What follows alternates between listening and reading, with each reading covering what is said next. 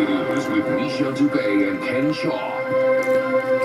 Good evening, Ken is away. I'm Bill Hutchison. Well, it feels as if it's been around for months and months already. Winter is hanging on tight, making us wonder if it will ever let go. And on a day when we're grumbling about this latest wicked blast from nature, our nation's favorite winter pastime is taking a hit. We have developing news on the Olympic front. Steven Stamkos is not going to Sochi.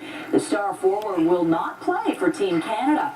Doctors say his broken leg has not completely healed. This would have been Stamkos' first Olympics, even though he plays for Tampa Bay. He does have a lot of fans here in the GTA. He is, of course, one of our own. He's from Unionville. Lance Brown will have more later in the newscast on what's next for a men's hockey team with Stamkos out.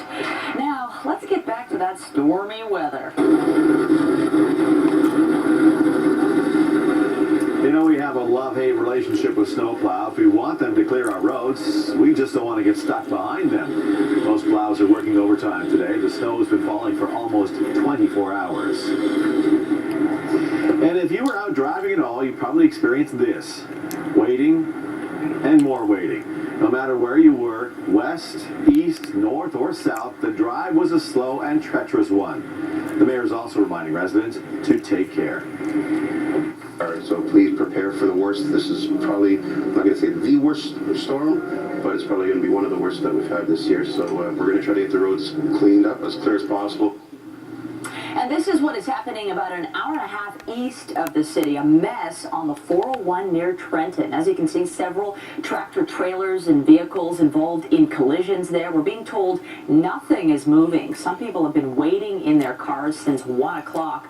The westbound 401 from Belleville to Trenton is closed. The OPP are warning of whiteouts on the 401 from Coburg through to Napanee. Closer to home, people are trying to cope. Here's CTV's John Musselman. One look out the window this morning and a lot of people were likely thinking the same thing. I'm always sick of winter, yeah, I am. It's been a brutal winter. I've been the same to maybe like everybody else, right? I mean, I've had my good days and I've had my bad, right? For many, it seems like the winter that just won't end. We've had it all this year. Bone-chilling temperatures, an ice storm, and now we've got even more snow to clear off. It's too tough to live here. Come on, only 6 weeks to go. Yeah, but come on, 6 weeks like that? No. No surprise, the morning commute in was slow and frustrating. Just getting up some local hills was a real challenge. And it wasn't easy catching the bus. I got dressed in a rush, but yes, I left my hat and my scarf at home. But I can definitely see you're dressed. What about your shoes? Just shoes. Plows are out clearing highways and the main arteries. The snow hit at the heart of rush hour. We anticipate going into the local streets sometime after 2 and 3 o'clock in the afternoon. Still, not everyone thinks this snow is a big deal. Many residents embrace it. No, I don't think snow at all. How can I say it? Living the dream. For the rest of us, we can dream about spring, which is 43 days away. John Musselman, CTV News. And we are counting those days. Well, driving in this sort of weather is one thing, but what if you have to rely on someone else for your transportation? How is Toronto's transit system holding up in the storm? Let's check in with CTV's Ashley Rowe on Queen Street West. Ashley, there were problems with the RT system, weren't there? That's right, Bill, and I just spoke with a TTC official who confirms with me that those problems persist at this hour, but really there were problems right across the city. No matter where you were, it seems getting around was a headache. It was an uphill battle from the start. This TTC bus got caught on Steeles just east of Yonge. It caused such a commotion, passengers weren't sure whether to help or stay warm. No question, the conditions would make for a frustrating commute all around. During the lunch hour, the Scarborough RT shut down because snow and ice covered the tracks. Clearing the way would be a challenge that would last hours. The TTC sent 24 shuttle buses to keep people moving.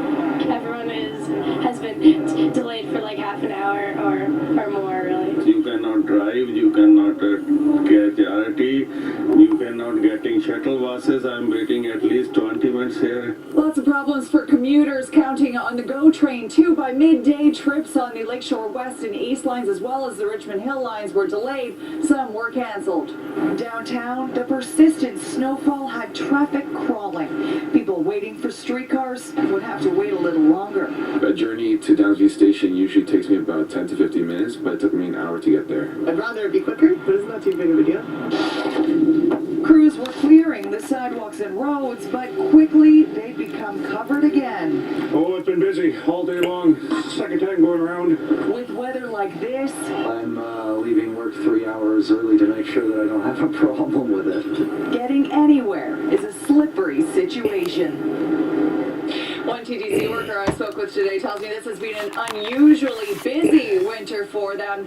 Transit officials are reminding all commuters to be patient and give yourself extra time. And a little advice from me, dress extra warm. It is extra cold out here tonight. Reporting live on Queen Street West, I'm Ashley Rolson and back inside. Yeah, it definitely looks cold. Thank you, Ashley. Travel problems also continue tonight at Pearson Airport, where more than a quarter of flights are canceled today. That's causing headaches for weary travelers. Many of those canceled flights are to and from places like Montreal, southwestern Ontario, and the U.S. Midwest and Northeast. Areas which are also getting hit by snow. The island airport is also seeing some delays and cancellations for those destinations. And if you plan to attend an evening class tonight, it may be canceled. Heavy snow for the drive-in, heavy snow and blowing snow. Northeast winds gusting most of the day at around 40 kilometers an hour. You can see the snow now moving out over Lake Ontario. That low pressure system is sitting right down here over New York and Pennsylvania. We're getting the winds out of the north. We're getting cold air wrapping in from a low sitting over Hudson Bay. Wind chill values in the northwest into the minus 30s.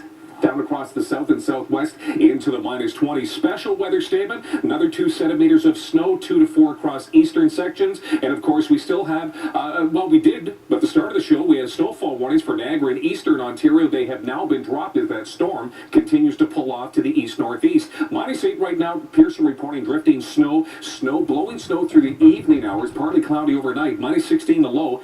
It'll feel more like minus 24. More on that and what's next coming up with the forecast shortly. Bill and Michelle.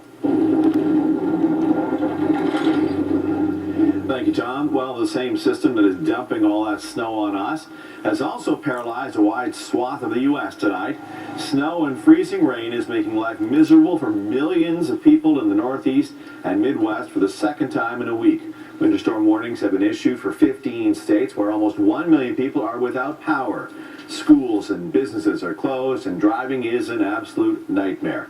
Like here, people pretty much had enough. One of the worst commutes I've had so far. I think you can only describe it as, this is crazy. It's terrible, man. Look at my clothes. All wet. More than 2,600 flights were canceled today on top of almost 5,000 over the past 2 days. Meanwhile, officials say there are shortages of road salt in parts of New York and New Jersey because they've had so many storms already. Back here at home, we heard the mayor talking about the weather earlier, but he was also asked some tougher questions today. CTV's Natalie Johnson is outside Rob Ford's office. And Natalie, the mayor's cell phone records are of interest. That's right, Michelle. They're the subject of a search warrant application by Toronto police who are still actively investigating Mayor Rob Ford as part of Project Brazen 2, though the mayor insisted here today he's got nothing to hide. He returns hundreds of constituent calls a week. Rob Ford is so often seen on his phone. But that BlackBerry of his isn't just a hot commodity for the mayor. It's what police are now after as evidence. What do you make of the police wanting to search your cell phone records, Mayor Ford? My records, you know what? You can have my cell phone records. My cell phone records here. I have nothing to hide. You can go through it. There's nothing here. But detectives want to see that for themselves. As the next step in Project Brazen 2, an investigation into the mayor and the men charged with extorting the crack video, Alexander Lisi, officers have asked a judge for a search warrant for the mayor's cell phone records, including for his OnStar system. The investigation is very active. Earlier this week, Detective Sergeant Gary Giroux confirmed the case was not closed yet. I find it ironic that the chief doesn't want to talk about ongoing investigations, and he has one of his investigators go on CP24 and talk about the investigation. The mayor's criminal lawyer tells me that police did not approach him or the mayor directly about the phone records and that they learned about it through the morning paper. Dennis Morris calls the move a witch hunt, and the mayor says there's nothing incriminating on his phone. Would you give it up without a warrant? Why would I? Would you give up anything? Why would I give it up a warrant? Maintaining he's done nothing wrong, at least in this case. Maybe I've broken the law a lot of times. But that, he says, has to do with jaywalking. Ford was fined $109 over the weekend in BC for that. He said today he believes he was targeted. She picked me out and said, "You're Rob Ford, come with me." The mayor says he's been crossing the street illegally since he was 5 and running to the ice cream store, but maintains he still supports the police. Police now looking into matters much more serious than jaywalking. Also today here at City Hall, the mayor's civil lawyer was spotted. He wouldn't say exactly what he was doing here, but we do know that he is representing the mayor in the latest lawsuit that Ford is facing, which is allegations that he orchestrated the jailhouse beating of his sister's ex-boyfriend. Reporting live at City Hall, I'm Natalie Johnson. Michelle, over to you. Thanks, Natalie. And Mayor Rob Ford has made it clear that he is against